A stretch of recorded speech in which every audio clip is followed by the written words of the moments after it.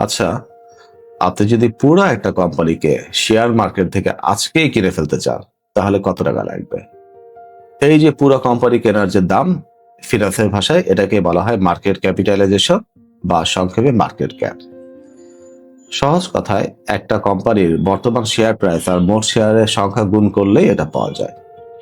যখন কেউ বলে ভাই এটা 10,000 কোটি টাকার কোম্পানি, তখন তারা মূলত এই মার্কেট ক্যাপকেই মিন করে থাকে। এটা একটা গ্লোবাল প্যারামিটার যাতে বোঝা যায় কোম্পানিটা আসলে কত বড়।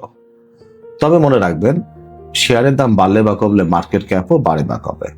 তাই অনেক সময় কোনো কোম্পানি মার্কেট ক্যাপ তার যা ভ্যালু হওয়া উচিত তার থেকে বেশি কম থাকতেই পারে।